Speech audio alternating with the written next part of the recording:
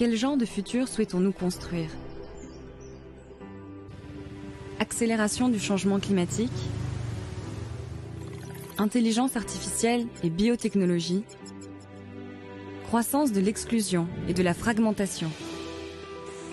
Notre monde devient de plus en plus complexe et incertain. Il nous confronte à de nombreux défis significatifs.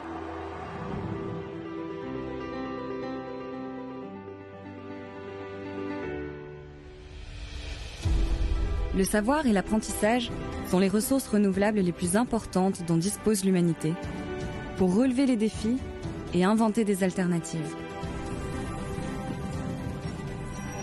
Pourtant, l'éducation ne se contente pas d'apporter une réponse à un monde en mutation. L'éducation transforme le monde. Mais pour créer les futurs que nous voulons, nous devons repenser l'éducation. L'UNESCO lance une initiative mondiale qui vise à réimaginer la façon dont le savoir et l'apprentissage peuvent façonner l'avenir de l'humanité et de la planète. Nous avons le regard tourné vers 2050 et au-delà, et nous souhaitons avancer avec vous pour discuter, débattre et revoir les façons dont l'éducation nous permet de devenir ce que nous voulons devenir. Pour nous-mêmes, pour les autres, pensez ensemble pour pouvoir agir ensemble. Joignez-vous à la conversation et créons les futurs que nous voulons.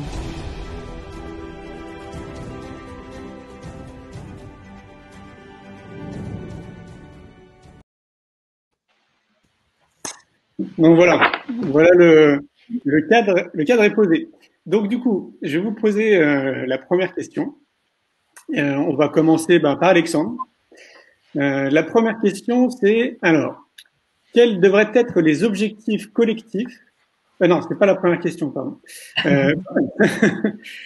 Quand tu penses à 2050, qu'est-ce qui te donne le plus d'espoir et qu'est-ce qui te préoccupe le plus? Qu'est-ce qui me donne le plus d'espoir? En fait, je vais répondre aux deux questions en même temps.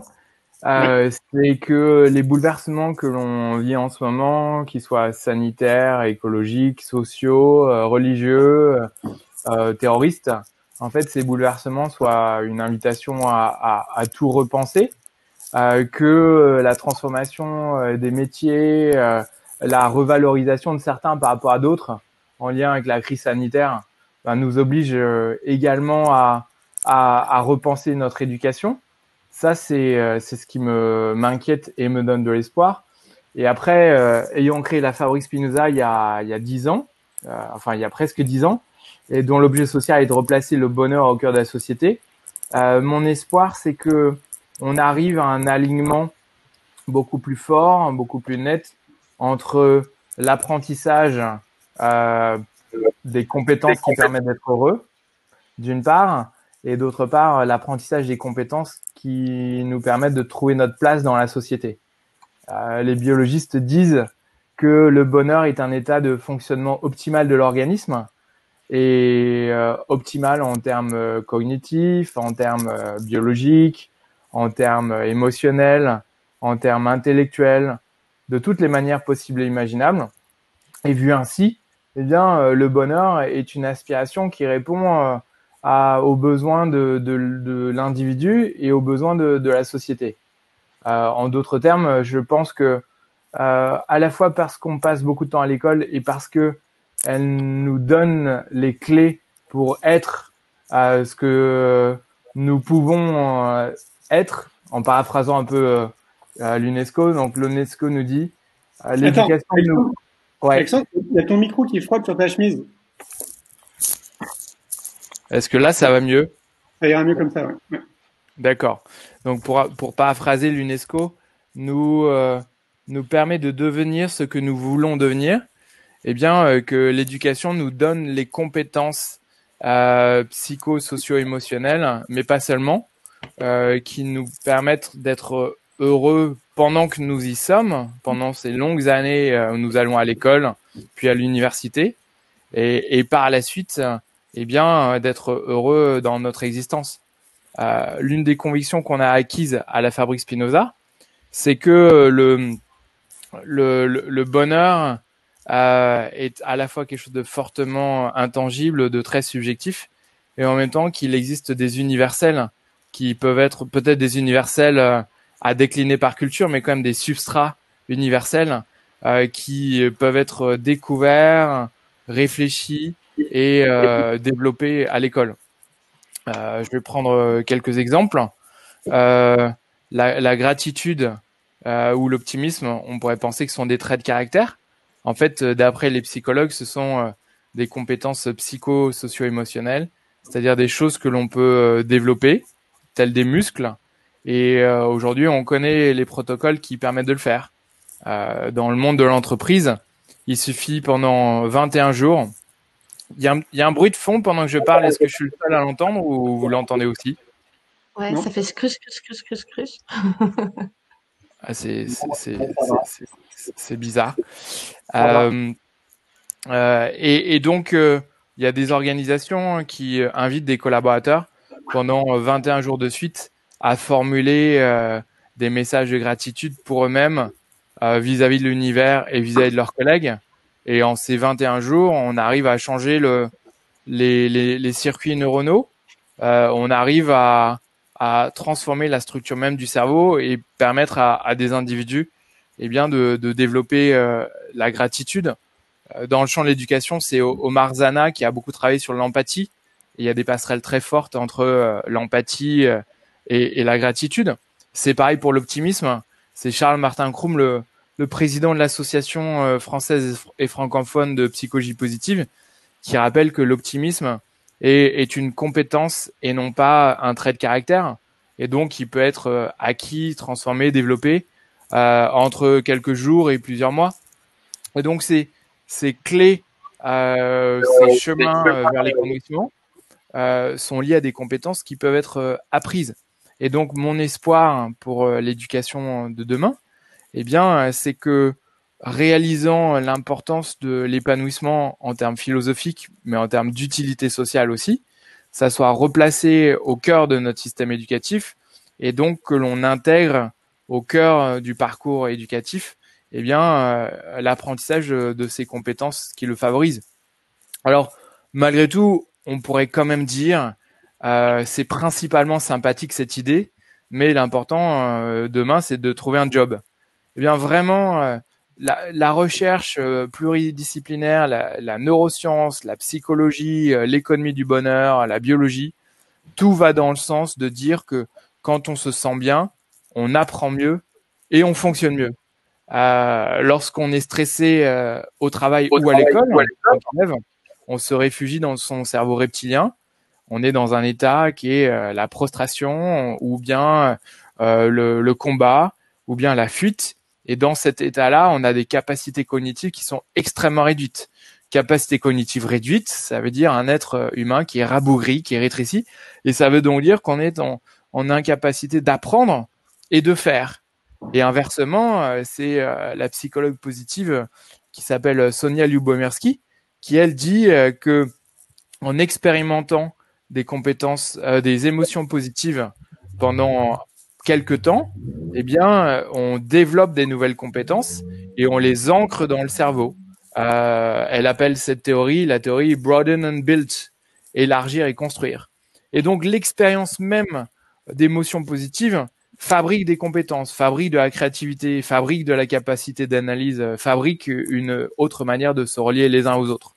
Et donc, tout ce que je partage là, toute cette conviction, c'est vraiment dans le sens de dire que le bonheur n'est pas une danseuse philosophique, une utopie pour des doux rêveurs ou un bonus, un avantage collatéral d'un enseignement effectif. C'est quelque chose qui peut être placé au cœur même de notre ambition éducative. Et au cœur même, ça veut dire que on peut imaginer que pour 2030 ou 2050, en faire un principe fondamental, tout en le gardant dans un cadre démocratique, en faire un principe fondamental qui guide l'élaboration de nos politiques d'éducation en termes de formation des profs, de construction des programmes, de maintien d'un bon climat scolaire et ainsi de suite. Et je vais m'arrêter là, Julien, parce que je me dis que c'est une bonne première réponse avant de laisser en termes de temps avant de laisser la place à mes camarades Impeccable. aujourd'hui. Merci Alexandre. Sophie, tu as cliqué sur un bouton mute, c'est-à-dire que ton micro là il est coupé. Ouais. Ok, parfait. Ouais, mais parce que des fois on entend la voix de la personne qui parle en plus, et je me demandais s'il fallait couper les micros pour que ça n'arrive pas. Ah peut-être. Si vous voulez, on peut faire ça. Hein. On peut faire ça, ouais. Ouais. Que chacun coupe ses micros. Sophie, du coup, ben à toi la question. D'accord. Qu'est-ce qui me donne le plus d'espoir et qui me préoccupe le plus? Ce qui me donne le plus d'espoir, c'est qu'on n'a jamais été dans une telle situation. C'est inédit. C'est la première fois qu'on est face qu'on est sur ce vaisseau spatial, la Terre, avec autant de monde, avec autant de défis, autant de complexité, dans une situation qui nous amène au pied d'un mur qu'on connaît pas en fait. On n'a jamais vécu cette situation, donc ça en fait une belle opportunité aussi de mieux nous connaître, de mieux nous rencontrer en tant qu'espèce, parce que si on arrive à cet endroit-là, c'est qu'il y a des raisons. Et ces raisons-là, je les trouve passionnantes en même temps que effrayantes aussi. Donc moi, ça me donne envie de mieux comprendre et puis de pouvoir apporter, à partir de cette compréhension, quelques éléments qui permettraient d'améliorer les choses.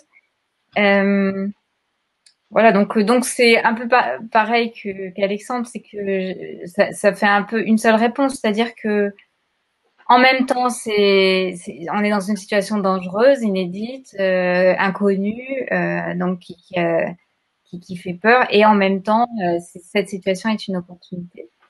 Après, je ne suis pas certaine que l'école réponde à toutes à tous les enjeux, ni à toutes les problématiques qui se posent à nous aujourd'hui, et que justement, on est dans un contexte où on a un président qui voudrait réduire beaucoup le champ des possibles au niveau de l'instruction et de l'éducation des enfants, et du coup, je crois que la richesse éducative et la pluralité de propositions reste très très importante dans ce qui va se passer. Enfin, pour moi, on entre dans l'ère encore plus de la biodiversité des écosystèmes, et pour qu'il y ait biodiversité, il faut qu'il y ait pluralité de pratiques, de vues, de visions, voilà, que ce soit un système très adaptatif qui puisse répondre à des situations très complexes et très variées.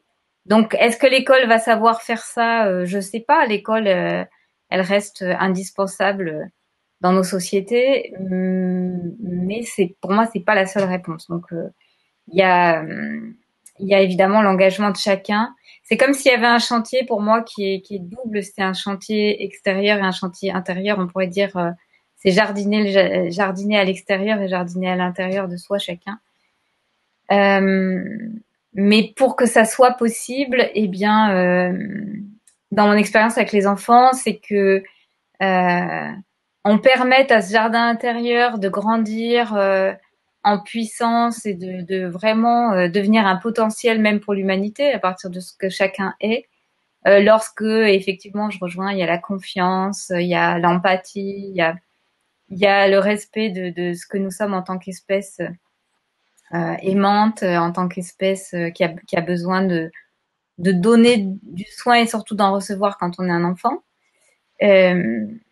Et en même temps, il y a un environnement à l'extérieur qui vient nourrir la personne, les personnes, et prendre soin de cet environnement, aller dans des alternatives par rapport à cet environnement pour offrir de la richesse, des possibles, de l'innovation, tout ce qu'on va pouvoir mettre en œuvre sans oublier la nature, parce qu'il s'agit pas non plus de remettre sur le métier un espèce de système qui va être pensé par notre mental et qui va s'imposer à la nature.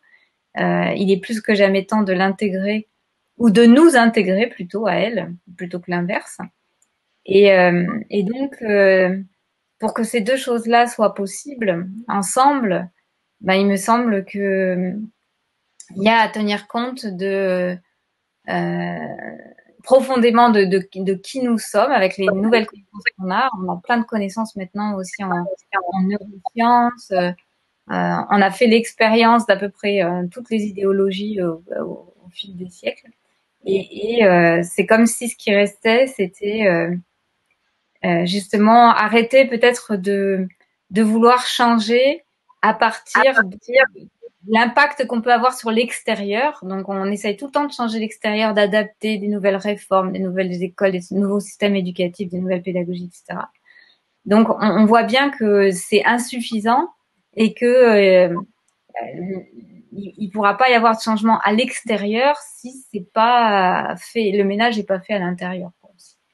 Donc, pour les adultes qui sont là, pour nous, qui sommes déjà dans une phase de maturité entre guillemets, et bien sûr permettre aux enfants de cultiver ce jardin intérieur, de rester connectés à eux-mêmes, à ce qu'ils sont vraiment, de pouvoir diminuer le poids de l'ego globalement sur la planète, en permettant aux enfants de cette liberté de rester soi, quoi, d'avoir suffisamment de confiance, suffisamment de liberté, suffisamment de un environnement inspirant, riche, où on arrête avec cette logique de domination-soumission, où l'enfant doit juste s'adapter, mais qu'il puisse rester lui-même. C'est ça qui me semble central aujourd'hui. En intégrant, j'imagine, les enseignants, les parents et les enfants. Tout à fait. Okay. Merci Sophie. Philippe, qu'est-ce que tu penses de cette question? Je te la remets. Alors, quand je pense à 2050, qu'est-ce qui me donne le plus d'espoir? Ce qui me préoccupe le plus? En matière d'espoir et d'espérance, j'ose le dire, moi, je porte en moi cette intime conviction que le réel que l'on habite, il est profondément amical. Les astrophysiciens, la physique quantique nous le dit. On est dans un réel qui est maillé, qui est subtil. On nous parle de niveau de réalité. Je pense que quand on a fait des expériences de se sentir relié, de se sentir connecté, de se sentir faire partie d'un grand tout, eh bien, cette expérience-là, moi que je nomme comme expérience primordiale, eh bien, nous montre que finalement, il y a une espérance qui est réelle. C'est plus que l'espoir, l'espérance. C'est qu'on est, je crois, dès l'instant où on est sur ce, comme disait Sophie, ce vaisseau spatial extraordinaire, eh bien, une aventure est possible, une aventure autour de l'amitié, autour de la fraternité. Je crois que c'est possible. C'est un coût, ça demande, Alexandre l'a dit, Sophie aussi, que nos enfants soient en relation avec des adultes qui soient des référents, qui précisément aient pu expérimenter leur amabilité, qu'ils aient pu expérimenter, je reprends un peu, c'est pas simple de s'exprimer après déjà 2 personnes, 2 camarades, comme dit Alexandre, d'avoir expérimenté cette amabilité inconditionnelle. Je suis aimé sans rien faire ni paraître. Et je crois que ça, c'est pour moi finalement une espérance très vive. Ce qui peut-être me contrarie et qui parfois me met du doute, c'est de pressentir que sur la question de l'autorité symbolique, je pense qu'on a un travail considérable à faire.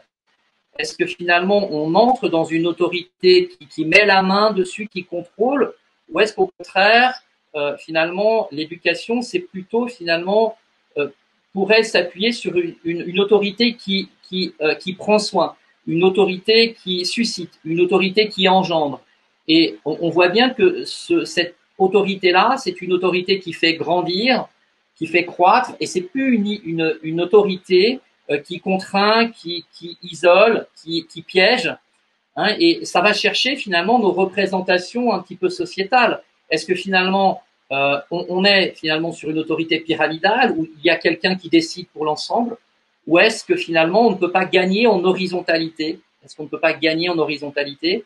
Moi, je me rends compte que cette question de l'autorité symbolique, je pense que c'est un énorme chantier en matière d'éducation.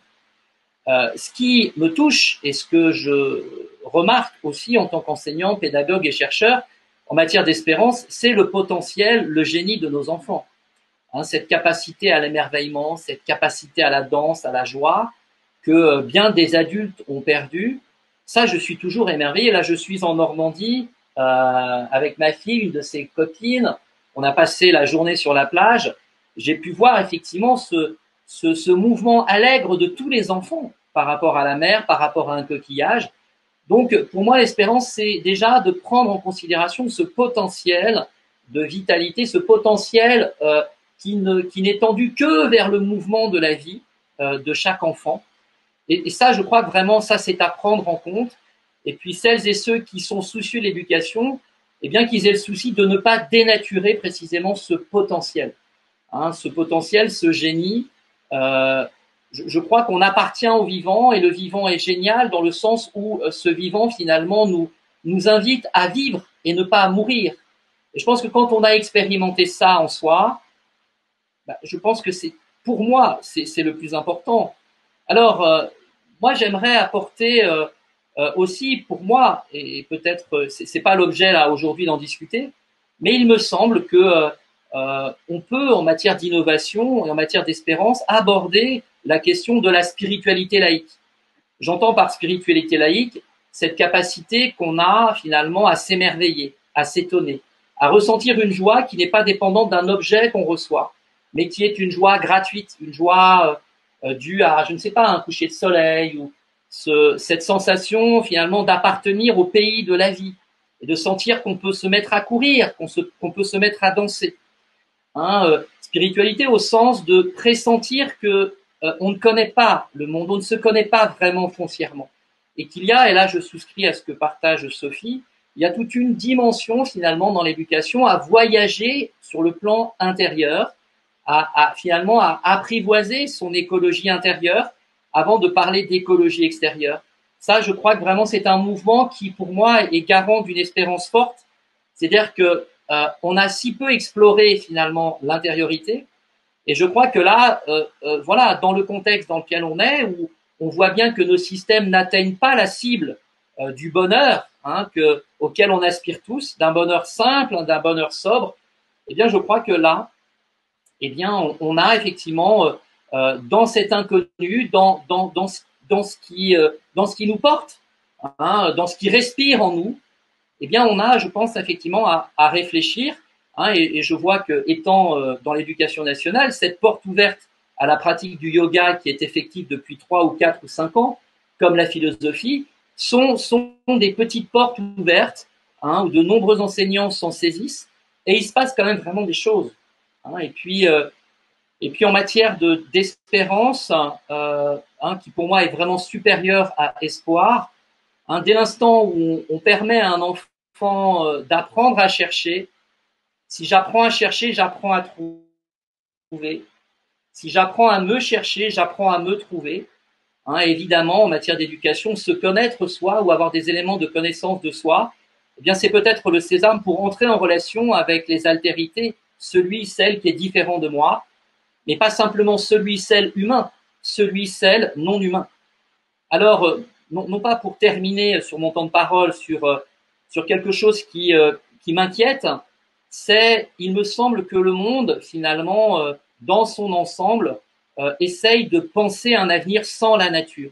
Et moi, cette rupture avec le socle, finalement, de l'humus, avec ce socle de la terre, m'interpelle énormément, me questionne et parfois, oui, m'angoisse, de dire mais comment peut-on penser finalement un système ou une proposition ou un espace, un cadre d'éducation sans effectivement penser intégrer, j'ai envie de dire le jardin avec un J majuscule.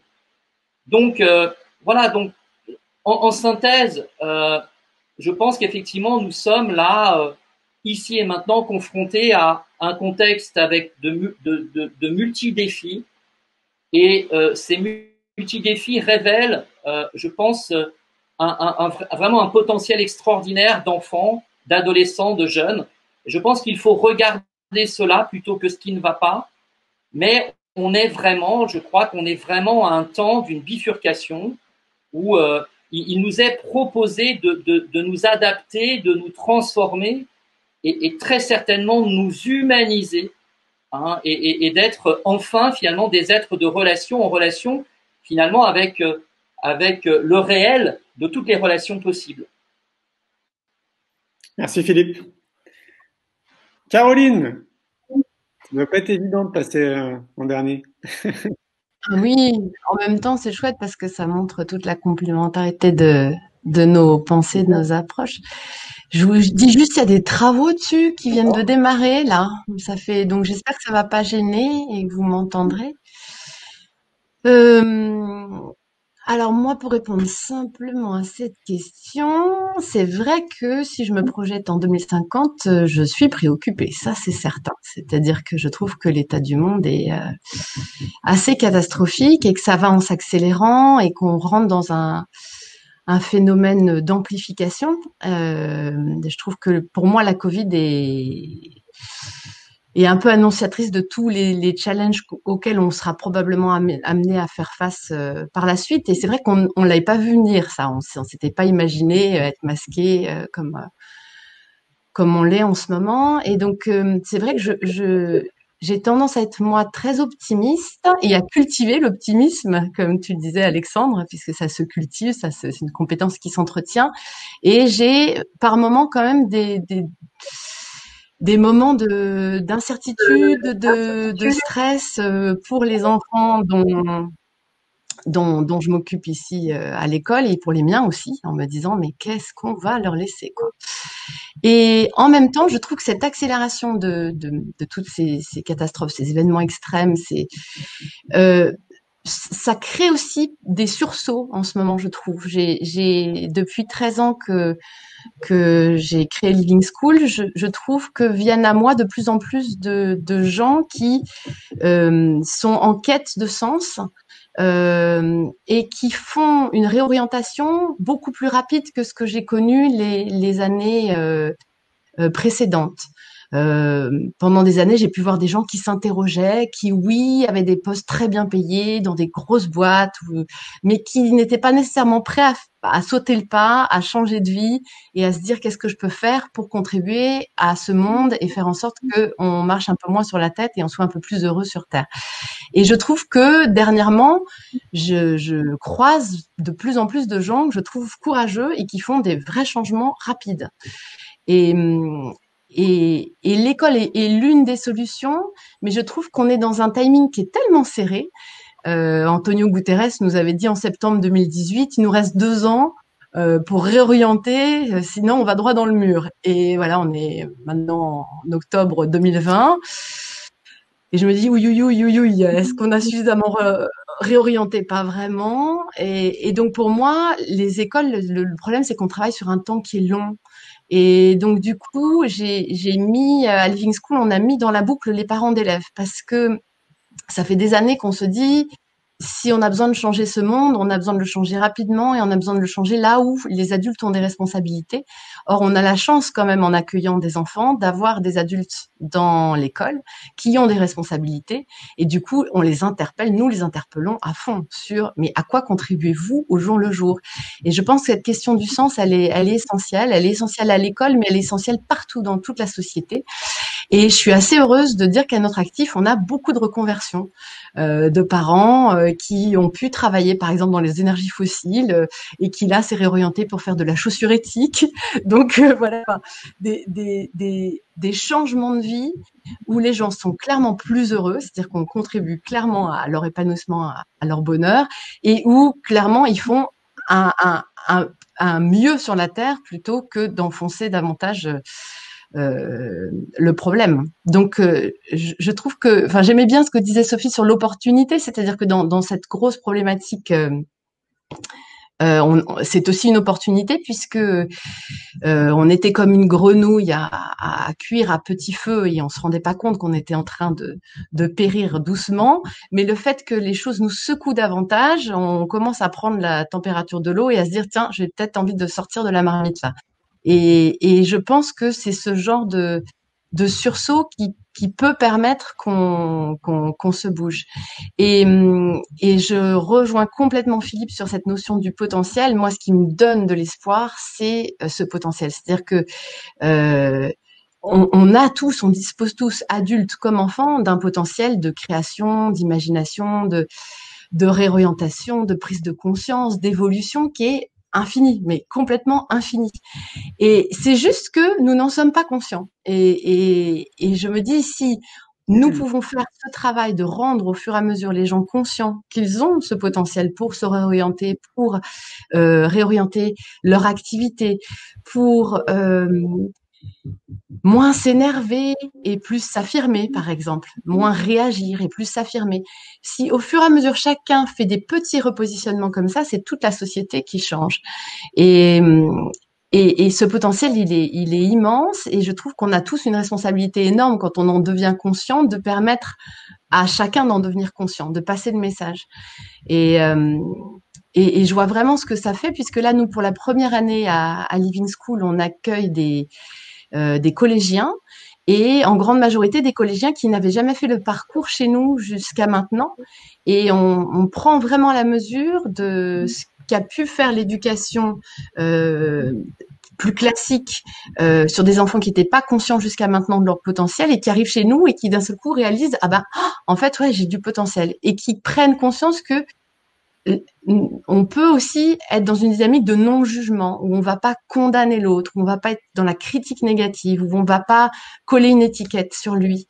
Et cette dynamique de non-jugement, mais là, cette première période écoulée, ça a fait une révolution, mais une révolution. Et ils sont jeunes, ils ont entre 10 et 12 ans.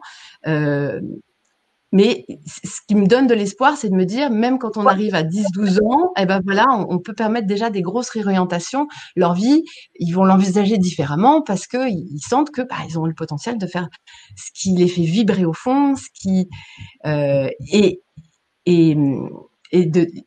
on leur donne de l'espoir sur le fait qu'ils vont pouvoir se réaliser. Et je pense que ça, c'est vraiment un message à diffuser au maximum, le fait qu'on est tous uniques, qu'on a tous des talents uniques à apporter au monde et que c'est important de consacrer ce temps justement à chercher ce talent unique qui est au fond de chacun de nous pour pouvoir le révéler, l'apporter et qu'on est tous un peu comme les pièces d'un puzzle. On dit ça à nos élèves, c'est vous êtes comme les pièces d'un puzzle. S'il manque quelqu'un à l'appel, le puzzle est incomplet. Et c'est vrai, sur la Terre, on est tous comme les pièces d'un puzzle et s'il manque une pièce, on n'est pas complet. Et je pense qu'on a besoin de travailler cette unité et j'ai beaucoup aussi aimé ta notion de spiritualité laïque, Philippe, parce que oui, je sens qu'on a besoin de ressentir qu'au fond, on est tous on est tous unis. Et si on peut faire cette expérience le plus tôt possible dans la vie d'un enfant, c'est acquis. Et après, on juge moins, on se sent plus proche les uns des autres, l'empathie est là. Enfin voilà, après, il n'y a plus qu'à être heureux. C'est clair. Merci, voilà. Caroline. Du coup, tiens, tu vas enchaîner. Je vais te poser la deuxième question. Donc ça, c'est le deuxième thème, on va dire. C'est les finalités de l'éducation. Donc cette question, elle porte sur le pourquoi de l'éducation. À noter que l'éducation doit être comprise comme toute forme d'apprentissage organisée pour les personnes de tout âge.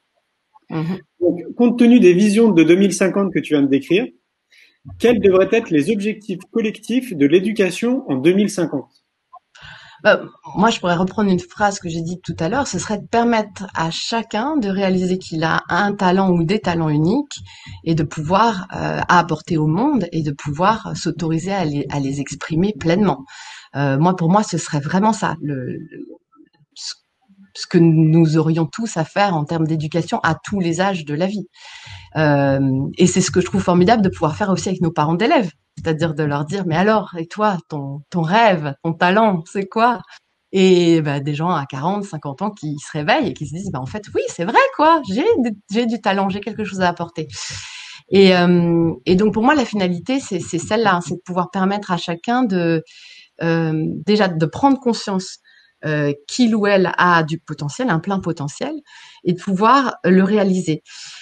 Et j'ajouterais, en termes de talent unique, je vois depuis toutes ces années qu'on est à Living School que combien les enfants, les jeunes, les parents ont plaisir à se sentir utiles.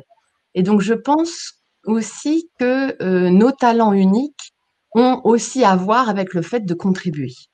de contribuer à la société, au monde, de contribuer au fait qu'on se sente tous un peu plus heureux sur cette terre et pas un peu plus malheureux chaque jour, parce que clairement la société actuellement elle crée de la souffrance en masse. Et donc je trouve que on devrait aussi consacrer du temps au sens, à la finalité de tout ça. Parce qu'aujourd'hui, quand même, le message qu'on envoie, c'est on est quand même dans un système qui est ultra sélectif, dont l'objectif est de sélectionner une élite qui va fonctionner plutôt dans l'abstraction. Et quand on discute un peu avec ces gens qui sont de l'élite, entre guillemets, leur objectif, c'est quand même de faire carrière, d'avoir de l'argent. Et c'est pas du tout de contribuer. Et je trouve nous aurions tous besoin de rappeler que le plaisir et la joie à être sur Terre, c'est quand même de pouvoir oui, contribuer, apporter un plus dans la vie des autres, tout en étant bien soi. Je suis pas du tout dans le sacrifice. Alors là, moi, je trouve que ça me parle pas du tout le sacrifice. Je trouve que c'est s'épanouir soi pour épanouir les autres. C'est en débordement. Parce qu'on est bien soi, parce qu'on est bien rempli, alors ça déborde vers les autres. Naturellement. Mais pas en sacrifice, pas oulala, il faut faire le bien autour de soi en se serrant la ceinture. Ça, pour moi, ça marche pas. Donc voilà, c'est ces grandes idées-là. C'est peut-être un peu brouillon, un peu foufou. Non, ça va, c'est clair. Merci Caroline. Et toi, Alexandre, ce serait quoi donc pour toi les objectifs collectifs de l'éducation en 2050? Faut que tu remettes ton micro. Ah, je coupe le mien. Ça m'alimente beaucoup, hein, ce que j'entends, hein, ça fait écho, ça fait envie. Je suis vraiment ravi de revoir certains et de rencontrer d'autres. Moi, en fait, cet été, on a fabriqué un programme politique à la Fabrique Spinoza. Tu vas voir le lien avec la question, Julien, qui s'intitule 170 propositions pour une société plus verte, plus fraternelle et plus heureuse. Et le titre est à la fois sérieux au début et puis moins sérieux dans la deuxième partie. Mais en fait, le plus important, c'est le sous-titre. Et le sous-titre, c'est expérience, conscience et interdépendance. Et moi, je suis persuadé qu'une des finalités collectives de l'éducation, ça va être de cette prise de conscience de cette interdépendance. Et en fait, ce concept, il est magique, mais il passe par l'expérience. On est un pays d'intellectuels et d'intellect. On est l'héritage du siècle des Lumières et c'est pas le corps qu'on a mis en avant ou les émotions au siècle des Lumières. Heureusement que un peu avant, il y avait Spinoza, sans précis pour ma paroisse, qui voulait faire un lien apaisé entre les émotions et le corps. Et il a raison. Et donc pour moi, c'est d'abord une expérience qui peut nous permettre de prendre conscience de notre interdépendance. Alors on va dire, mais pourquoi placer cette finalité on est 5 et on est en train de parler de spiritualité. À quoi bon tout ça? Alors, moi, je pense que l'interdépendance, c'est la juste relation à soi, la juste relation à l'autre et la juste relation à la nature, à la planète ou au vivant. Et la juste relation à soi, on a vraiment besoin d'arriver à prendre du temps. Il y a quelques années, il y a un sondage qui établissait que les jeunes entre 16 et 25 ans estimaient pour quelque chose comme 80% d'entre eux ne pas avoir quelques minutes pour souffler par jour. Et quelques minutes pour souffler quand même, c'est incroyable. Et dans le même temps, on a des institutions auxquelles on s'attendrait pas du tout, comme le Parlement anglais, qui arrive à créer des groupes multipartisans de méditation avec l'initiative Mindfulness. Et donc on voit que dans des endroits inattendus, en fait, on s'autorise à penser le fait de se centrer, se connaître, s'apaiser, rester serein.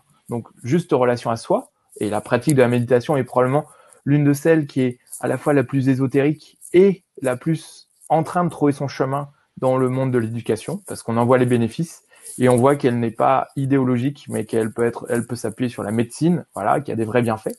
Donc, interdépendance, c'est juste relation à soi, juste relation aux autres. Moi, j'aime beaucoup cette association qui s'appelle l'école de la philanthropie, qui invite des élèves à fabriquer des gâteaux et ensuite à les apporter à des enfants qui sont à l'hôpital, juste pour que ces enfants aillent mieux, et ensuite pour voir ce que ça fait d'être philanthrope, d'être généreux. Et ça, à nouveau, c'est pareil. On fait l'expérience, on n'est pas dogmatique, on fait l'expérience de l'altruisme, de la générosité. Et cette expérience-là, elle peut trouver son ancrage pour aussi faire le pendant avec des mesures politiques. Elle peut trouver son pendant dans l'extension de l'enseignement coopératif. L'enseignement coopératif, c'est à la fois une plus grande efficacité sous certaines circonstances de l'apprentissage, mais c'est aussi l'apprentissage, le méta-apprentissage de la fraternité. Et ça, c'est magnifique. Alors, petite parenthèse quand même, on a tendance à croire que l'apprentissage coopératif, il suffit d'avoir un peu de bon sens et que ça se fait bien.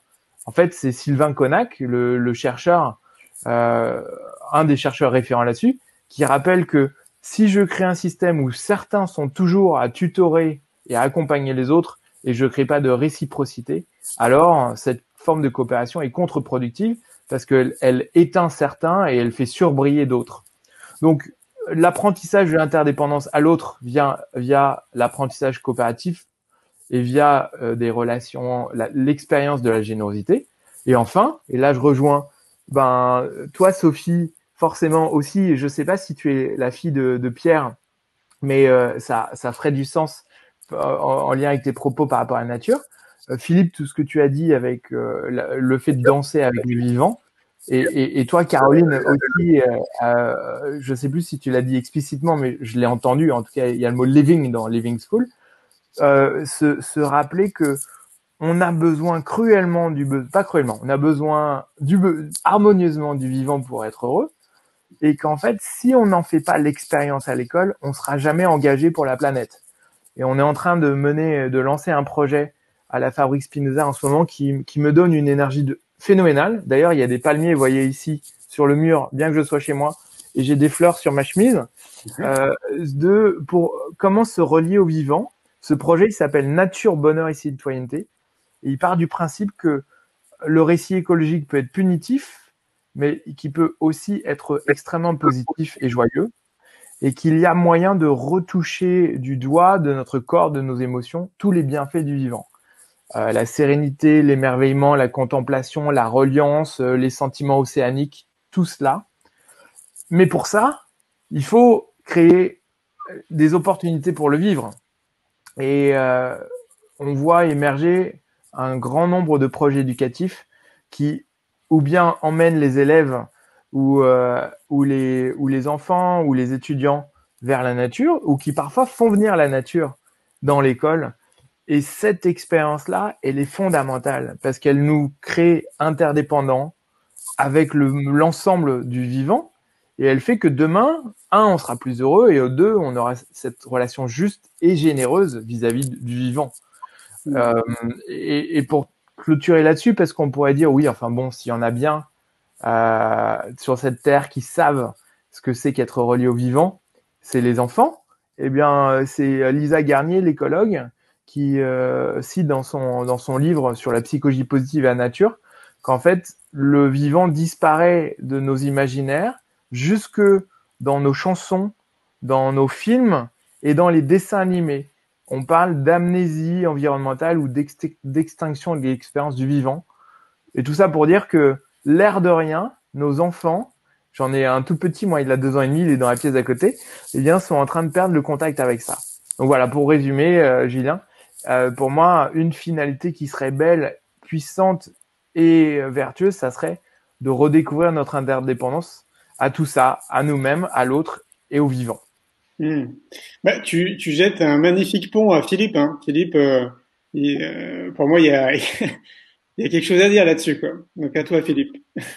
Oui, alors oui, je partage la jubilation qu'Alexandre partage, Caroline, Sophie, Julien. Moi, en matière d'éducation, j'aimerais aussi parler d'anthropologie, d'anthropologie humaine, la place du rêve chez le sujet, chez la personne. Découvrir que nous sommes des êtres de désir, nous sommes des êtres d'aspiration, on aspire à quelque chose. Pour peu qu'on ait rencontré quelqu'un qui nous dise « mais apparemment quand tu dis ça, qu'est-ce que tu veux dire ?» Et je t'ai vu là, ton regard brillait quand tu as vu cet instrument de musique ou cette canne à pêche ou ce camion. Et qu'est-ce qui se passe pour toi? Ah ben ça me parle, mais c'est précisément ça. C'est ça qu'il faut encourager. Je crois, en matière d'éducation, prendre en considération les désirs, les aspirations déjà des enseignants, des adultes, pour que être. Enfin voilà, j'entendais tout à l'heure dans la voiture cette femme qui disait, pour être capable de donner quelque chose à autrui, il faut se l'être donné à soi-même. Et je pense qu'un enseignant, moi j'aime beaucoup Alexandre, hein, quand tu avec cette joie, cet enthousiasme, quand tu dis l'importance de faire expérience de. Et donc l'expérience du désir, hein, ce qui m'attire, pourquoi je m'en rends pas digne? Et est-ce que j'ai fait l'expérience d'aller vers ce qui m'attire? Mon Dieu, que quand on travaille comme ça, il se passe des choses incroyables. Hein, se rendre digne de ce qui m'attire, mais c'est donc être très connecté à mon intériorité, finalement à mes désirs qui sont bien supérieurs à mes pulsions, à mes aspirations. Hein, et quand on travaille finalement les récits de vie, on entend quoi? C'est justement entre 9 et 14 ans que c'est là qu'il y a eu l'appel à la vocation. C'est là où il y a eu finalement, quand on creuse un peu, j'ai un ami paléontologue, il m'a dit, mais moi, au moment où mon grand-père me faisait deviner les noms des dinosaures, je savais qu'un jour je serais. Et c'est donner les moyens de. Donc pour moi, anthropologie, éducation, vraiment l'importance du désir, de l'aspiration. Et puis évidemment, hein, c'est sous-jacent à nos prises de parole, et découvrir que dans le désir nous invite à de la relation, à une relation élargie à la vie. C'est ce que Alexandre, tu nommes l'interdépendance, un concept bouddhiste, hein, qu'on connaît bien. Hein, découvrir que lorsque je me déplace, lorsque je pars de moi-même à partir de ce qui est enfoui et que je vais finalement de façon aventureuse vers le monde, eh bien effectivement ce désir me met en relation avec des personnes qui ont eu ou qui ont le même désir que moi ou qui ont une aspiration commune. Donc découvrir que l'éducation, eh bien finalement, elle doit susciter, elle doit engendrer l'être de relation que l'on est. On est des êtres de relation avec soi-même, tu l'as très bien dit, hein, les autres et le monde dans son ensemble. Ça, pour moi, c'est vraiment quelque chose de très important. Et puis, je souscris, Caroline, à ton partage sur cette joie de co-construire le monde.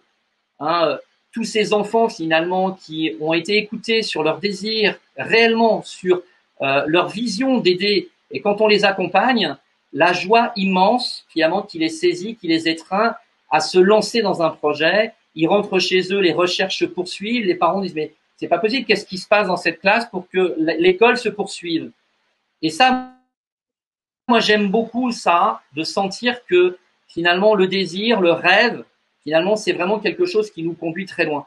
Juste une petite anecdote, il y a 2 ans, une élève non francophone dans la classe nous dit et si on allait voir des loups, je vous le fais très très court, mais c'est très puissant ce qui s'est passé. Et à sa question, il y a eu consensus de toute la classe. Alors moi qui me dis être un enseignant qui est dans l'autorisation, hein, permettre à chacun d'être auteur de soi, je me dis, voilà, te voilà bien avancé, il va falloir que tu permettes à des enfants de Gennevilliers d'aller croiser la route des loups. Et je vous invite comme ça à aller voir finalement le petit édicte qu'on m'a demandé. C'est un exercice compliqué, fastidieux, je tiens à vous le dire quand même.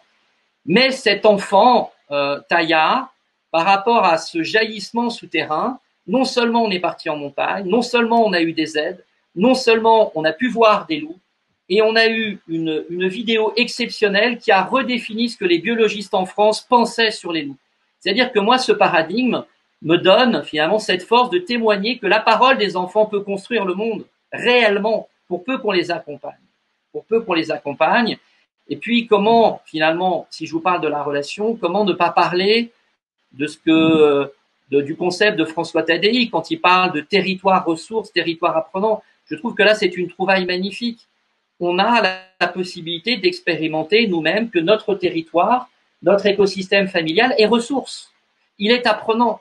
J'apprends de ma femme, j'apprends de mes enfants, j'apprends de mon chien, j'apprends de ma plante, j'apprends de tout. Et tout est ressource. Et donc, étendu finalement à mon école, étendu à mon territoire local, eh bien, c'est ce que tu tisses merveilleusement depuis des années, Caroline.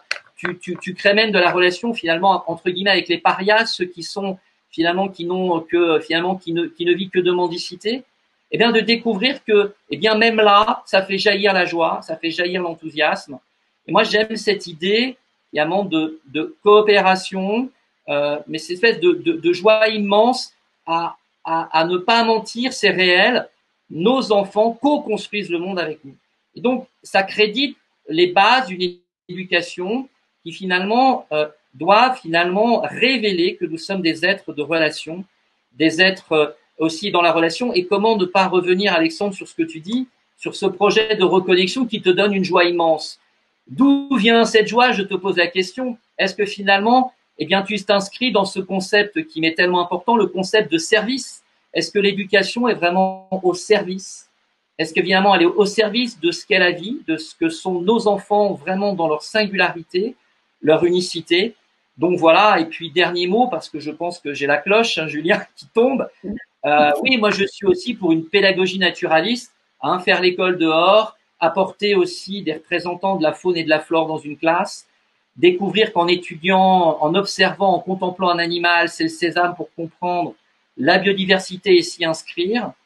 Donc je crois, oui, en matière d'éducation, comprendre son histoire afin que cette histoire, eh bien, elle trouve sa résonance dans la grande histoire du monde. Voilà, moi j'aime beaucoup cette parole, hein, inscris ton histoire personnelle dans la grande histoire du monde. Voilà, je terminerai là-dessus, Julien. Merci Philippe. Et t'es bien placé en plus pour le dire parce que tu mets au point de nombreux projets justement en pleine nature avec ta classe. Et on pourra en parler peut-être après, le fameux projet Groenland qui est juste énorme, quoi. Et toi alors, Sophie, quels devraient être les objectifs collectifs de l'éducation en 2050? Donc moi j'ai un petit problème avec le mot éducation. Okay. Déjà parce que l'éducation en tant que plan, en tant que programme, a démontré qu'elle était constamment au service d'une idéologie ou d'un système. Donc, je déplore un petit peu qu'on soumette la vie et l'avenir de nos enfants à un programme issu du mental de certains adultes ou fonctionnaires ou hauts fonctionnaires ou peu importe. Donc, ou pas, ou même si ces programmes-là devaient être établis par des philosophes ou des maîtres ou je ne sais quoi, ça me poserait le même problème. Donc, ce qui m'irait mieux, et c'est ce que je pourrais projeter pour 2050 si l'univers m'entend, ce serait qu'on sorte de cette volonté d'éduquer pour offrir un espace à chaque être qui est sur cette terre, même s'il est tout petit, sans agisme. Donc, on parlait d'âges très différents. Donc, quelle que soit la personne, que soit offert des espaces où il y a la possibilité de rencontrer cette biodiversité, cette richesse, ces écosystèmes, ces personnes inspirantes, personnes faisantes, personnes pensantes qui vont enrichir le quotidien de celui qui apprend, et on apprend à tout âge. Du coup, je suis plutôt partisane de la liberté dans un cadre, la liberté dans un cadre organisé, dans un environnement organisé, à condition que ce cadre, cet environnement, peuvent être, soit modulables, puissent être influencés par ceux qui en bénéficient.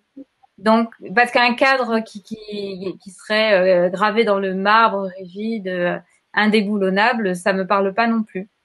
Donc, ce qui me parle, c'est peut-être un espace qui est un espace de vie, peu importe où, dans lequel on peut agir, être, découvrir, expérimenter, avec une richesse, avec une grande diversité, et il n'y a pas les tenants de l'apprentissage, et pour moi, il n'y a pas les apprenants et les enseignants, les éducateurs et les éduqués, puisqu'on peut être tour à tour, et peu importe à quel âge nous avons, et peu importe où nous sommes, l'un ou l'autre.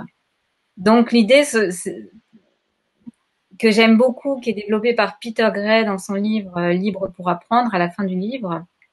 Il a cette vision justement un peu d'anticipation où il verrait partout dans le monde, dans les villages, dans les villes, les quartiers, des laboratoires, des centres qui pourraient accueillir les gens qui veulent y faire des choses, de la cuisine, de la poterie, de la couture, des réflexions, des ateliers philo, de peu importe quoi, mais que tout ça puisse être accessible à chacun avec un cadre coopératif, collaboratif bien défini. Alors on a des outils merveilleux aujourd'hui d'intelligence collective et pour soutenir la coopération, pour soutenir un imaginaire qui va se tricoter de manière collective justement et plus seulement une élite pensante qui va s'imposer à tous les autres. Puisque nous sommes tous des experts là où nous sommes. Chacun est expert de sa propre vie, donc on est finalement tous experts et pouvoir partager cette expertise, c'est quand même ce qui reste le plus intéressant pour moi, quel que soit notre âge encore une fois. Et donc moi j'imagine assez bien la disparition de l'école, pardon pour ceux qui y tiennent beaucoup, au profit de lieux plus ouverts, plus collectivisés, plus où la biodiversité de ce qui s'y passe est enrichie parce que je trouve que le fait de faire de l'école un espace très fonctionnel l'appauvrit finalement. Parce que souvent on se retrouve avec des murs, des tables, des chaises, des tableaux, maintenant du numérique, des livres. Mais tout ça, c'est pas encore la vie, quoi. C'est pas encore à cet endroit-là qu'on rencontre la terre, qu'on rencontre l'humanité, qu'on rencontre le vivant. Bien sûr, il y en a. Et bien sûr, on peut avoir un aquarium dans la classe, un vivarium, on peut même aller faire une promenade au bord d'une mare ou d'une plage ou je ne sais quoi. C'est sûr qu'on peut le faire, mais j'ai l'impression qu'aujourd'hui, on le fait un peu par défaut parce qu'on est dans cette organisation où tout est cloisonné et où les enfants passent leur journée dans un établissement qui est fait pour eux. Mais les vieux, ils passent leur journée dans un autre établissement qui est fait pour eux. Puis les travailleurs, ils vont au bureau, ils vont dans les tours, ils vont dans les endroits qui sont faits pour eux. Et finalement, tout ça ne se rencontre pas beaucoup. Et j'aime bien voir l'émergence aujourd'hui de tiers-lieux, d'espaces de coworking, de sortes d'écosystèmes qui germent un peu partout. Il y a en même temps du jardin, un restaurant, une brasserie, une salle de spectacle, des ateliers. Enfin, je trouve ces lieux vraiment très inspirants et avec les animaux, avec les végétaux, avec tout ce qui nous émerveille potentiellement, même si tout le monde va pas s'émerveiller de la même chose. Voilà, donc je suis partie un peu loin dans la rêverie, mais pour moi, c'est sortir justement du connu, sortir de nos limites pour aller rencontrer un mode de vie que peut-être on n'a pas encore tout à fait expérimenté, mais qui nous permettrait d'élargir nos vies considérablement et encore plus qu'on pourrait le faire avec juste des pédagogies alternatives dans des écoles conventionnelles. Ouais, surtout qu'on a largement les outils autour de nous, quoi, pour mener des expériences. Mais c'est ça. On est tellement riche, en fait. Il y a tellement de moyens, de créativité. Puis on a cet avantage en Occident d'avoir le ventre bien plein, d'avoir un toit au-dessus de notre tête. Après, on sait plus à un moment donné si c'est un avantage ou pas, puisque on a quand même un degré de souffrance et de morosité qui est considérable et qui parfois est comparé au continent africain ou à d'autres peuplades on se dit mais comment ça se fait qu'ils ont tout le temps le sourire et qu'ils ont envie de danser et de faire de la musique, alors que nous, des fois, on a perdu le lien avec des choses aussi simples. Mais voilà, c'est la complexité. En tout cas, partout dans le monde, je crois qu'il y a la possibilité de s'enrichir de ce qu'il y a autour et de faire fructifier, d'amplifier tout ce qui est possible avec une intention, bien sûr, de respect, de liberté pour chacun, de ne pas imposer sa vision, etc. Et c'est sans doute ça le plus compliqué. Ouais, c'est le principe un peu permacole, en fait, c'est de la permaculture. Ben, je pensais à la permaculture, justement, ouais. Ouais, d'accord. Alexandre, tu peux descendre un peu ton écran parce qu'on voit que ta tête. Tu sais? Ah ouais, c'est un peu mieux. Ouais, c'est mieux. Merci. Sophie, du coup, bah, tu vas enchaîner sur la dernière question.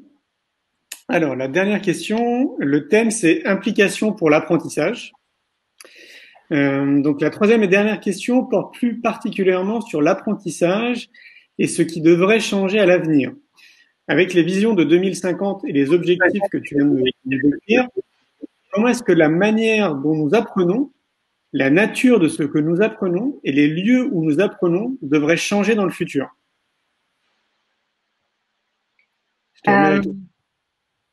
Alors, on a la chance d'avoir déjà pas mal de personnes qui ont fait avancer cette question sur la manière dont nous apprenons, par exemple, parce qu'on en sait quand même beaucoup plus aujourd'hui qu'hier, même si je suis toujours étonnée de la manière dont, en Occident en tout cas, on est obligé de faire de grandes démonstrations et de grandes investigations à grands coups de moyens technologiques parfois, d'IRM et compagnie pour démontrer ce que les peuples premiers, par exemple, vivent de manière tout à fait authentique et sans avoir besoin de décortiquer, de faire de la dissection humaine pour savoir comment ça fonctionne.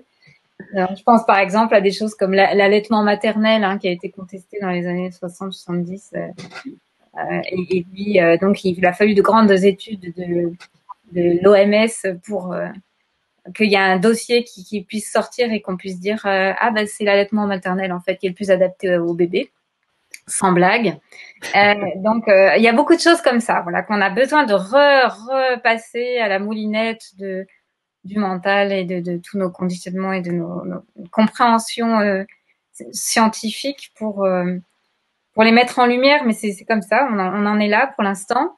Et donc la manière dont nous apprenons, elle est effectivement sous la lentille des microscopes, on regarde comment ça se passe dans le cerveau, etc.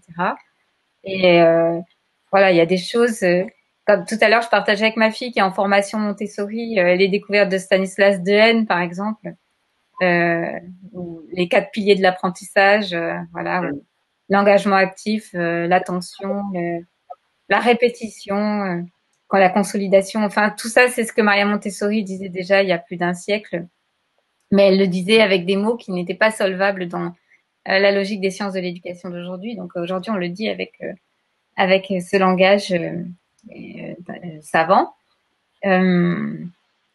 Mais moi, je suis quelqu'un d'assez empirique. D'abord, au début, j'étais une paysanne. J'avais le statut d'agriculteur. Je suis pas quelqu'un qui sait. Enfin, mon savoir s'est construit vraiment de manière très empirique en observant les enfants. Et puis, mes maîtres, ce sont les enfants, donc j'observe. Et puis surtout, je leur fais confiance. Et j'ai confiance dans le potentiel humain. Donc, je pense que réformer. Enfin, s'il y a une question à se poser sur cette manière de faire, la nature aussi de ce que nous apprenons, qu'est-ce qu'il faut apprendre ou ne pas apprendre, et les lieux, suivons les enfants, écoutons les enfants, ils nous montrent, ils savent ce qu'ils veulent, ce qu'ils sont, et je crois que ce que nous avons à reconquérir en premier lieu, c'est la confiance dans ces processus qui sont des processus naturels et qui sont par définition pour moi optimaux, je sais pas si on dit comme ça, optimaux, parce que effectivement, la manière d'apprendre d'un enfant, c'est de s'émerveiller, c'est de s'enthousiasmer, c'est d'être vivant, c'est d'être les yeux ouverts à aller explorer le réel. Et paradoxalement, quand on veut s'imposer dans ce processus, eh bien souvent, on crée plus une entrave qu'une aide.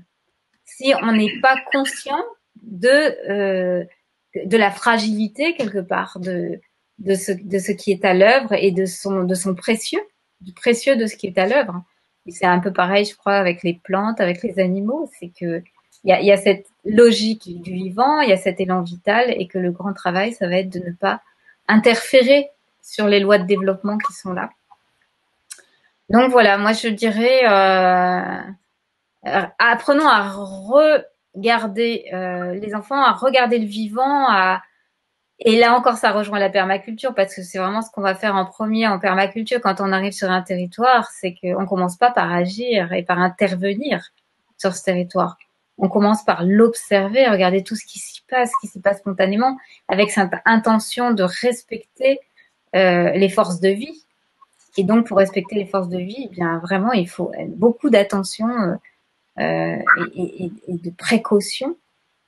Et c'est ce qui m'a plu, moi, dans la pédagogie de Montessori à la base, c'est que vraiment, c'est changer son regard sur l'enfant pour se laisser guider par lui.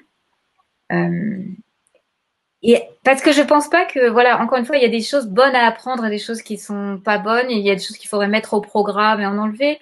L'idée, ce serait d'enlever ce programme et de laisser chacun aller vers ses aspirations, ses élans. Et de nous se surprendre les uns les autres, même dans ce qui nous intéresse, ou des pensées, des réflexions, des investigations qui vont se faire spontanément. Après, concernant les lieux, eh bien, voilà, je reviens pour moi, le lieu, ça reste vraiment quelque chose de central dans le développement cognitif, quel que soit notre âge. C'est vraiment cette diversité, ces lieux où la nature est présente parce que c'est vraiment notre milieu d'origine et que on lui appartient, on en fait partie et on peut pas s'en extraire comme ça sans conséquence et sur notre état d'être et aussi sur notre compréhension globale du vivant, parce que si on s'extrait de la nature, on perd quelque part le lien avec ce qui nous permet de la comprendre. Donc je pense que voilà, des lieux vivants, c'est absolument central. Merci. Merci Sophie. Caroline, qu'est-ce que tu penses de tout ça? Hop, et voilà. Alors, il y aura tant à dire parce que je me dis aussi que si on part du paradigme actuel, il y a du boulot quand même. Mais je dirais déjà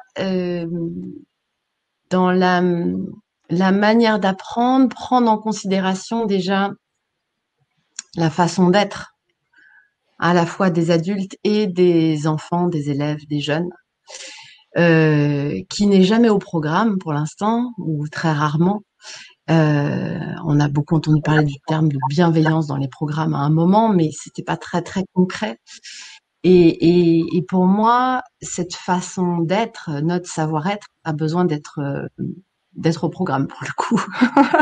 Et surtout, c'est peut-être ce qu'il pourrait rester à la fin, parce que finalement, vu qu'on voit qu'on peut aller apprendre tout, des meilleurs un peu partout, grâce à nos outils aussi en ligne, etc. Enfin, je trouve que c'est quand même assez génial de se dire que si aujourd'hui on veut apprendre à faire un gâteau comme ci, toc, on va sur Internet et hop, on le trouve tout de suite comment faire. Mais si on veut aussi tourner une pièce en bois, on peut aller regarder un menuisier, je sais pas où, qui partage sur sa chaîne YouTube son savoir-faire. Ben, c'est quand même assez super de se dire qu'on peut retrouver tous ces savoir-faire partout. Et donc je me dis, si l'école peut rester le lieu finalement où on développe aussi nos savoir-être, notre apprendre à vivre ensemble, ils le disent dans les programmes, vivre ensemble, mais pour l'instant, on ne sait pas bien le faire puisque le savoir-être n'est pas intégré. Alors, on a besoin du savoir-être pour apprendre à vivre ensemble. Voilà, donc moi j'insisterais sur le fait que le savoir-être doit avoir sa place. Nous, on en a carrément fait, enfin, à la fois c'est en transversal puisque c'est la vie, le savoir-être, on a une façon d'être en maths, on a une façon d'être, enfin, peu importe ce qu'on fait, notre savoir-être est là, mais on en a fait aussi une matière à part entière où on aborde des choses comme apprendre à s'affirmer plutôt qu'à réagir, où on va apprendre aussi aux enfants dans des mises en situation comment résoudre leurs conflits, mais en partant des situations réelles. Où on va leur apprendre à développer ce qu'on appelle un bon repère intérieur, c'est-à-dire plutôt que de sans arrêt accorder une importance démesurée au regard des autres, à ce qu'on pense d'eux, et à donner trop de poids à ces regards extérieurs, leur apprendre vraiment à remettre le regard à l'intérieur sur leur potentialité et à se dire, bon, au fond de moi, qu'est-ce que je ressens qui est juste et comment je me positionne à partir de là et pas à partir de tout ce que les autres me disent ou de ce qu'on me renvoie sur moi.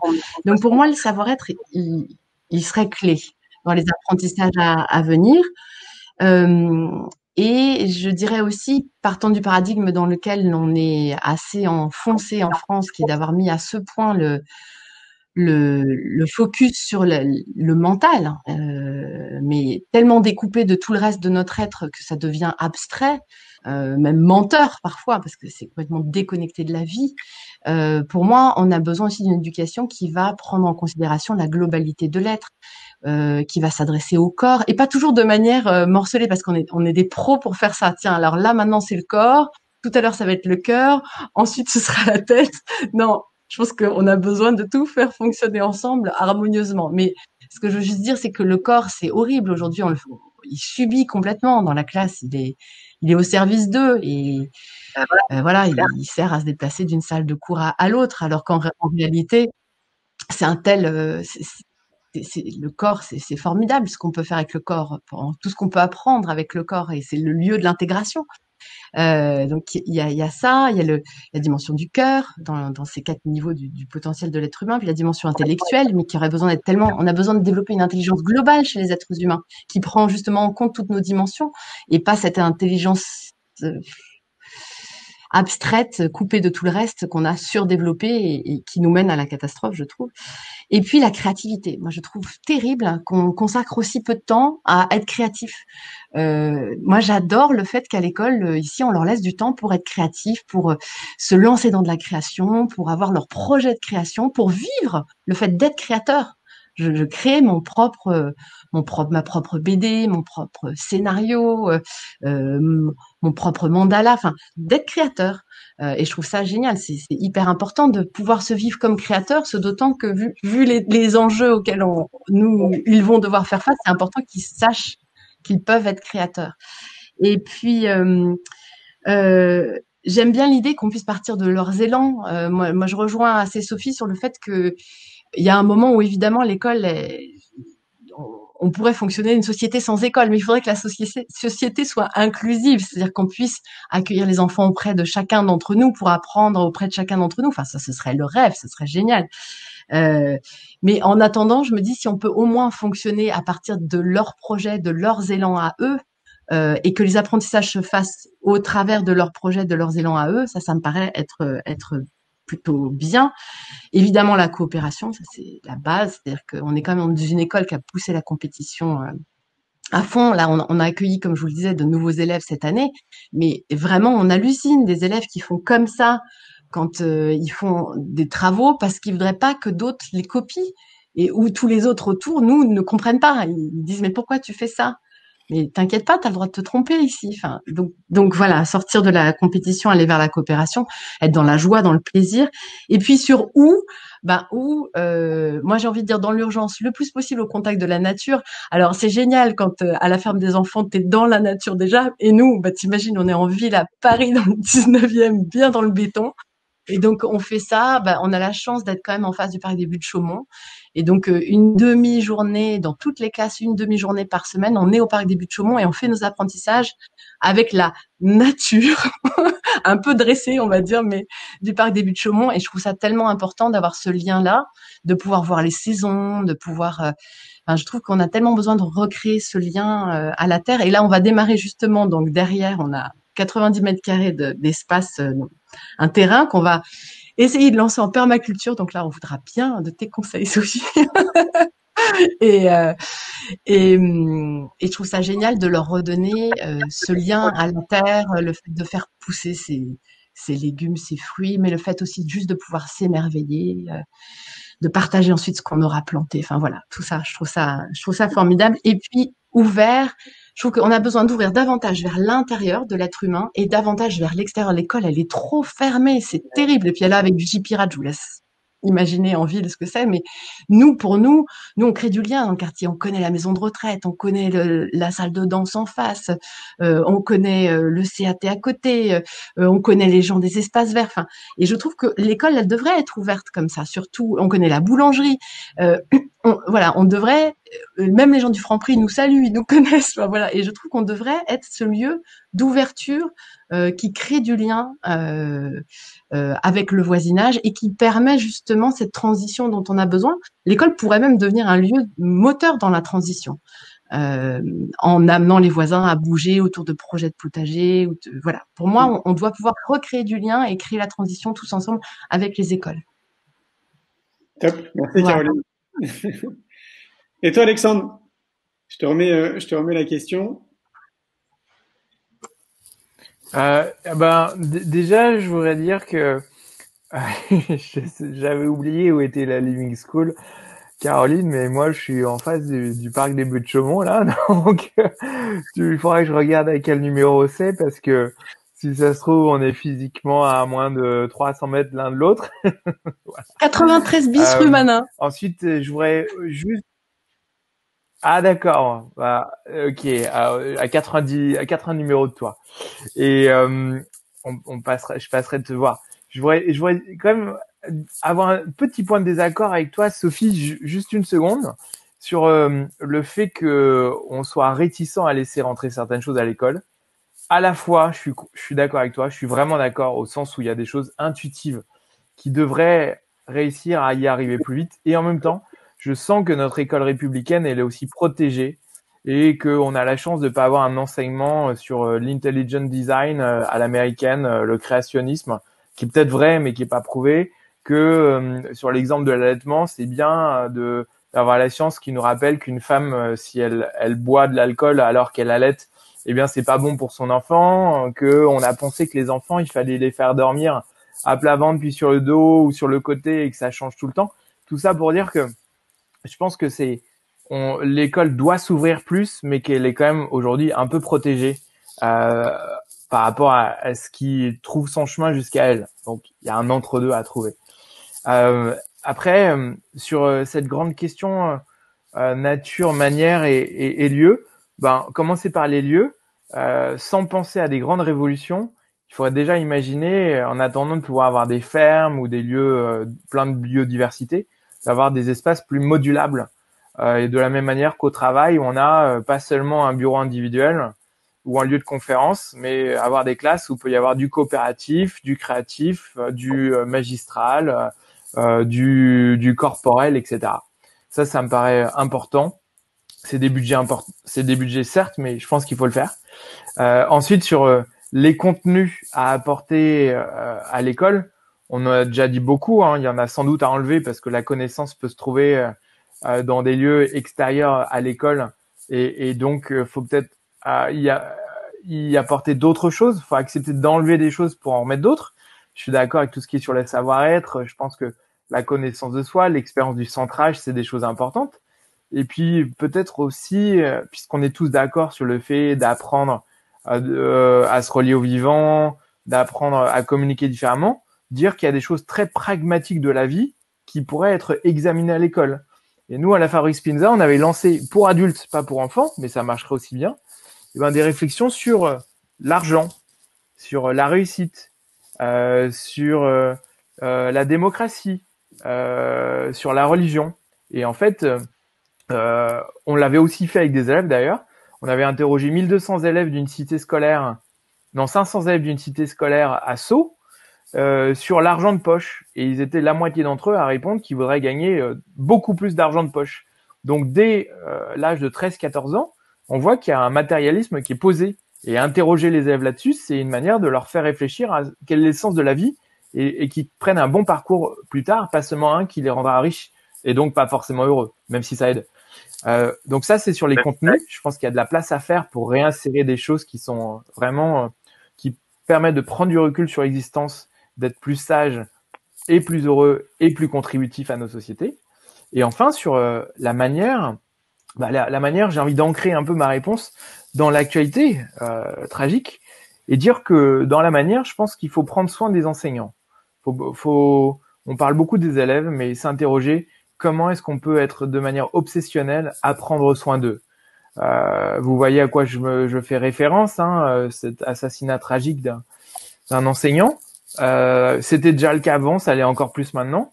On a publié à la Fabrique Spinza un rapport qui s'intitule « Pour une fonction publique heureuse » et qui examine des pistes pour qu'ils soient plus heureux. Il y a des choses assez simples comme administrer des baromètres du bonheur à l'école qui soient à la fois pour les parents, pour les élèves et pour les enseignants, pour qu'ils aient une manière de parler et ensuite de dialoguer, pour qu'on trouve des solutions pour que tout le monde se sente mieux. Et je pense que c'est un sujet qui est complexe, mais qu'il faut aborder quand même. C'est que, non, avant le sujet complexe, j'ai envie de dire, les enseignants, ils sont pas tout puissants, et donc il faut qu'on les aide, et il faut qu'il y ait d'autres gens auprès d'eux. Le proverbe africain est très joli, dit, il faut tout un village pour élever un enfant. C'est vrai. J'aime bien ton idée, Caroline, ouvrir sur le monde. Il y a beaucoup de gens qui sont pas des enseignants, qui peuvent venir soutenir les enseignants. Et je pense que si cet enseignant assassiné vendredi avait eu le soutien d'organisations qui sont spécialisées dans l'enseignement du fait laïque, du fait religieux, de manière laïque, eh bien, il y aurait peut-être pas eu ce drame-là. Donc, on a besoin de faire rentrer de l'éducation populaire pour soutenir nos enseignants. Alors, peut-être qu'autour de la table, ce que je dis, on trouvera ça peu moderne parce qu'on envisage une révolution de l'enseignement. Moi, je me dis qu'il faut déjà commencer par ça, par ouvrir plus l'école à d'autres. Et puis, enfin, le sujet complexe, c'est que il y a quand même une vraie question d'autorité dans les classes. Les enseignants arrivent et ont des étoiles dans les yeux parce qu'ils aiment les enfants, ils ont envie de transmettre un savoir et selon l'endroit où ils arrivent, ils se prennent de ces claques au tout début. Oh là là, arriver avec autant d'amour, de bienveillance, de passion et voir qu'on a en face de soi des élèves qui sont pas forcément responsables de leur comportement mais qui sont aussi difficiles ou turbulents, turbulents étant un euphémisme.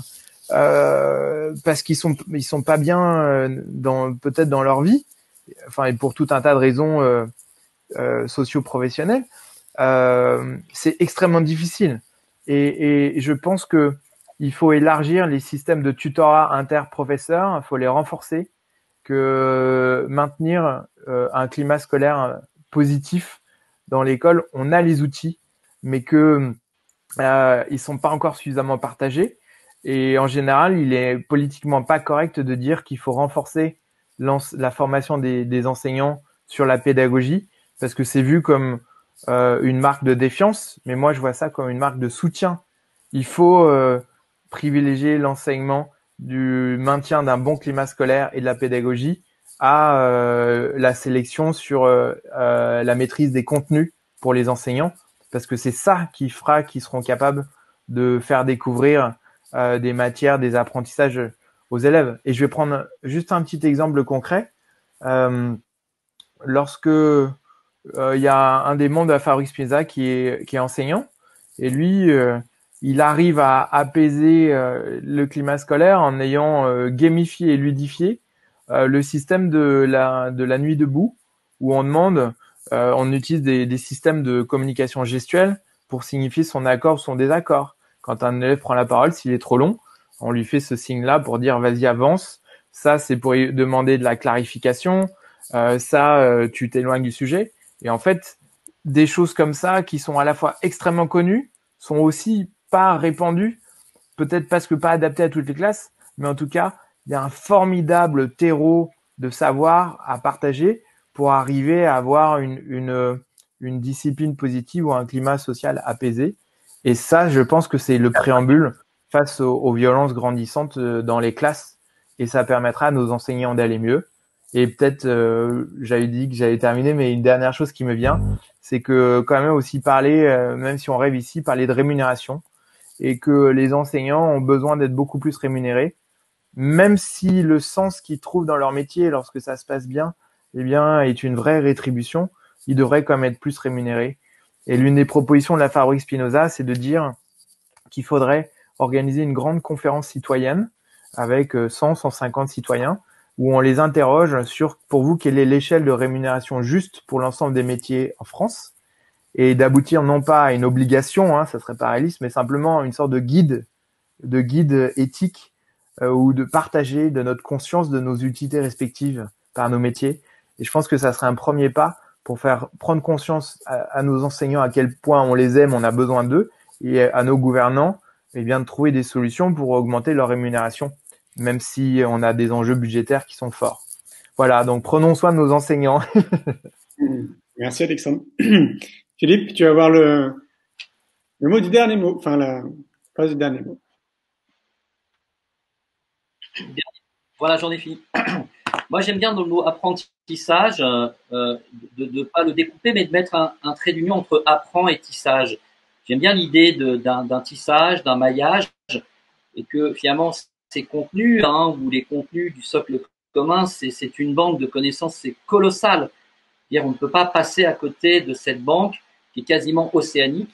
Et je crois qu'il y a vraiment là une matière extraordinaire qui va aussi finalement avec l'antériorité d'enseignants, de chercheurs qui ont réfléchi sur les questions qui nous animent et qui, quand on consulte leurs travaux, quand on les voit en vidéo, on peut aller bien plus vite dans cette quête finalement d'épanouissement ou d'accomplissement personnel au service. Quand je vous entends, je me dis, voilà, George Snider, l'enseignant et sociologue, qui disait, mais il faut redonner le sens de l'amour aux sciences de l'éducation. Et évidemment, c'est pas le sens des bisous, des baisers, mais le sens finalement de la primauté de l'être, ce que nous partageait tout à l'heure Caroline, vraiment d'un paraître, d'une forme d'élitisme ou de comparaison à vraiment est-ce que on va enfin entrer dans quelque chose qui concerne finalement l'être de relation, l'être d'émerveillement, l'être de potentiel, l'être qui, alors on a fait un pas en avant il y a 20 ans, où finalement l'élève n'est plus, où l'enfant n'est plus tellement celui qui consigne et qui bachote, c'est celui qui est acteur. Et je crois qu'on peut demander aussi dans le futur de l'éducation à ce que l'enfant soit davantage auteur. Auteur, c'est que sa part singulière, sa part unique s'exprime. Et je pense qu'on a tous plein d'anecdotes de nos enfants ou d'enfants qu'on a eu en classe qui ont su nous émerveiller sur une part singulière qui était là. Et cette part singulière, eh bien, l'enseignant peut l'avoir si lui-même a expérimenté le chemin de devenir auteur aussi de sa vie. Donc, tout ça est plein d'espérance, mais va chercher aussi une qualité dans la formation des enseignants, qui va avec, je suis d'accord, Alexandre, avec la rémunération. La question du lieu. La question du lieu, c'est effectivement que, moi j'aime beaucoup cette expression, que la classe soit une fenêtre ouverte sur le monde.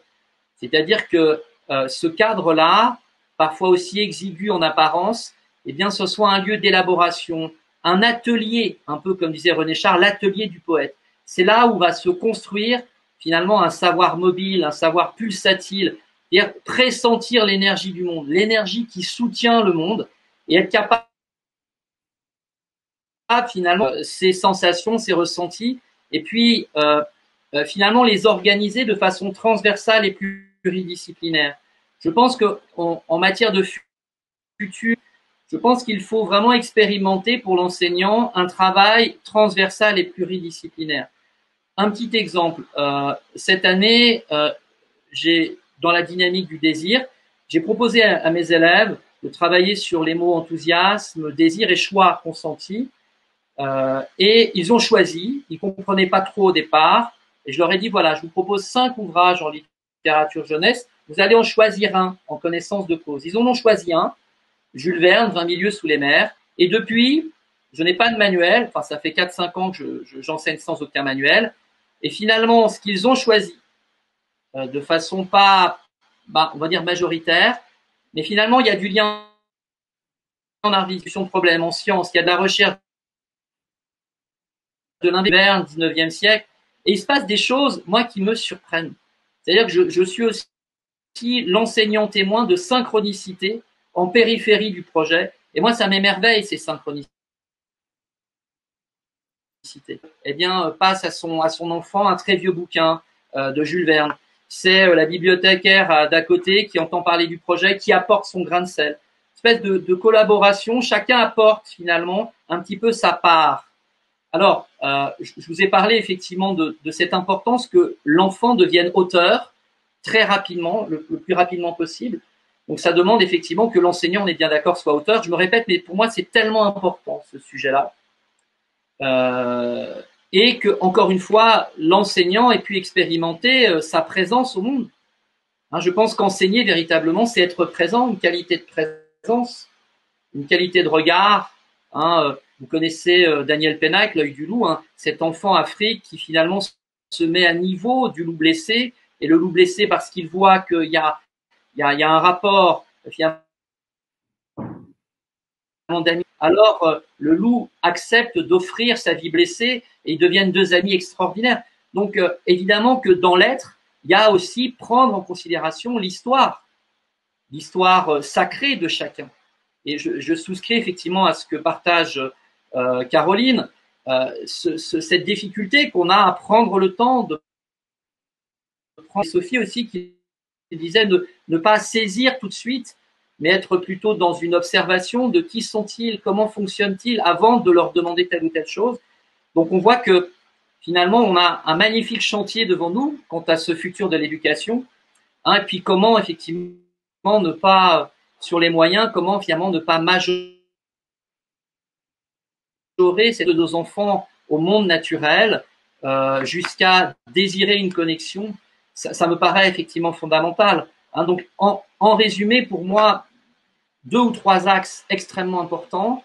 Cette importance finalement de susciter une dimension d'auteur chez nos enfants, d'essayer de penser les apprentissages comme moyen d'incorporer sa vie de façon réelle à la grande aventure du monde, penser les contenus de façon transversale et pluridisciplinaire, et puis évidemment ne pas oublier finalement cette biodiversité qui crie finalement, qui crie dans la violence quelque chose. Donc voilà, évidemment moi aussi je rêve, hein, Sophie, tu n'es pas la seule à rêver, à avoir des rêveries. Je rêve effectivement d'un espace très simple, mais ouvert. J'aime bien l'idée du cadre, mais un cadre ouvert. Un cadre ouvert où on finit par ne plus voir le cadre à un moment donné. Mais je pense que la question du cadre, je crois, est extrêmement important en matière d'éducation. Mais oui, hein, je redonnais le sens de l'amour à l'éducation, à l'école. Hein, ça me paraît effectivement voilà, très important. Alors peut-être nous, une maxime, celle du projet Cap au Nord, hein, bien c'est bien celle de donne le meilleur de toi, mais ne sois pas le meilleur. Et je pense que il faut d'emblée bannir toute forme d'élitisme, de comparaison, finalement, dans nos propositions. Hein, je vais plus employer le mot d'école, mais si on se dit être des guides, des accompagnateurs, eh bien, il faut effectivement mettre en abîme toute forme de comparaison, d'élitisme, valoriser une qualité de relation, une qualité d'empathie, parce que finalement, c'est ça qui tient le monde. On le voit aujourd'hui. Pas la cible, hein, donc peut-être que d'atteindre la cible, c'est choisir d'être un homme, une femme reliée, avec une amitié inconditionnelle pour tout ce qui est vivant. Voilà. Merci Philippe. Merci les amis. Ça va, ça a duré 1h30. C'était vraiment très enrichissant. Je vous rappelle que vous vous verrez physiquement au 4e congrès Innovation de l'éducation le 20 et le 21 février à Paris, si c'est maintenu, je croise les doigts, évidemment. Si vous souhaitez rentrer en contact les uns avec les autres, n'hésitez pas à me demander, ou je peux même créer un groupe WhatsApp, si vous êtes OK avec ça, et je vous mets les 4 dedans, avec Laure et Anne-Marie. Ouais, ça vous va? OK, cool. Bon, on va passer une soirée. Je vais terminer avec la bande-annonce du film L'école de la vie. Ouais. Et je vous dis à très bientôt. Ouais, merci Julien, merci Sophie. Bonsoir à tous. Merci à tous. Ciao. Au revoir les amis. C'était un plaisir de vous voir, vraiment, ça fait plaisir. Bye.